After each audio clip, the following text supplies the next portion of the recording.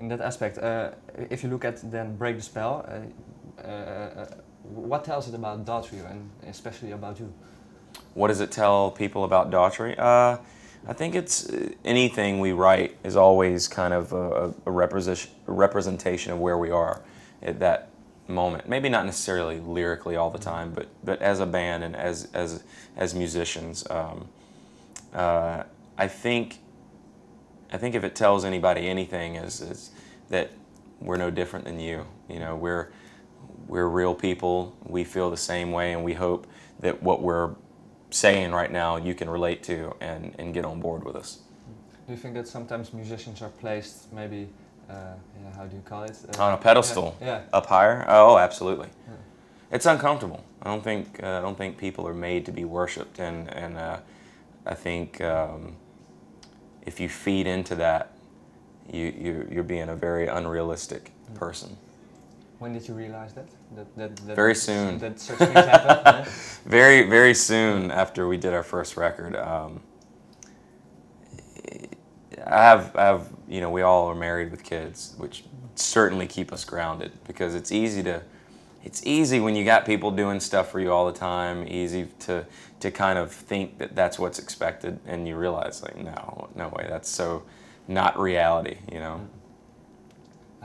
Why do you think people view bands or some rock stars like that? Like, well, I think you're, well, for one, you're on a stage and you're seemingly untouchable to the audience, and I just think musicians in general, there's power in music. There's so much power in music, and I think that when people hear that music and feel that power and feel that emotion that comes from it, I think it's easy to put that praise on the person that's playing it, you know.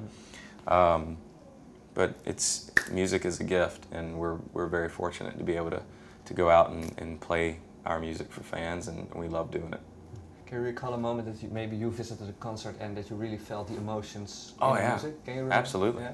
I remember in 1997 I saw live on the Secret Samadhi tour, and I think it was that moment where I'm looking at the stage and I'm like, I want to do that for a living. It was just something so powerful about the performance, and I wanted to do that. I thought it was awesome, you know, and that seemed untouchable to me at the time. Yeah. What did you felt? I just, honestly, I felt like I needed to work harder. I felt like I was just learning, writing songs and learning how to play guitar, and I was okay, but I felt like that I needed to work. It inspired me to work. You know, some people go, oh, I'll never be that good. But for me, I was like, I want to be better than that. You know, not in a cocky way, not in an arrogant way, but like it inspired me to work harder and harder, because I felt like it was attainable if I worked hard.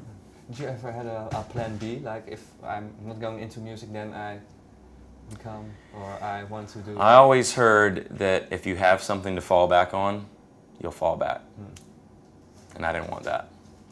Did you knew that already back then, that wisdom, or was it just maybe speaking afterwards?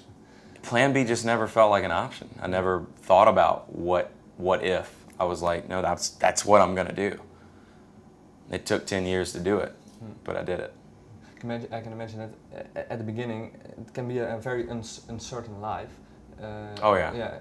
How did you manage to? Well, I worked jobs. Yeah. You know, I worked. You know, had to pay the bills, had to make a living, but I still pursued music on the side, and after years and years of spinning wheels, you know, my wife said, you got to get on this show and just show people what you do, and the rest is history. If I hear you talking like that, it seems that your wife has played a very important part in your career. Right? Absolutely, 100%. Yeah. In what way did she try to help you even more, maybe? Well, I think more than anything, she believed in what I did and believed that I was meant to be doing more than what I was doing. So having that support system behind you certainly only boosts your confidence. And does she come along on tour a lot, or? Every now and then, but you know, she's a mom. You know, she's at home raising kids, and she's got the hard job. Yeah. But I can imagine it's hard for you as well to. Oh, of course, being away for sure. Yeah. How do you talk a lot about that with each other? Like, how do we going to solve this, or is this just a logic? Well, we just try to not to be out longer than 6 weeks. You know, the years of touring month to month to month nonstop. You know, we just can't do that. 5, 6 weeks, go home for a little bit, come back out. You know. That's a good balance for you. It's better balance than what it was. Yeah. Yeah. Because how was it like that before? On that first record, I think we were out 3 months at a time, which is brutal. Yeah. How did you survive that? If it's barely. Yeah. Barely. But how did you manage to survive it? Or was it just? I think it was out of necessity. Yeah.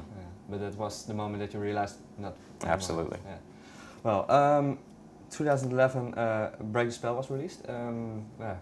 Is there already thoughts about a new album, maybe? Not yet. Not yet. We're really proud of this record. We've been having a lot of fun performing the songs, and it's getting a a second wind, or if you will, to come over and get to play these songs in Europe, and then hopefully we'll get to go back and keep touring in the States, and we'll think about it next year, see what happens.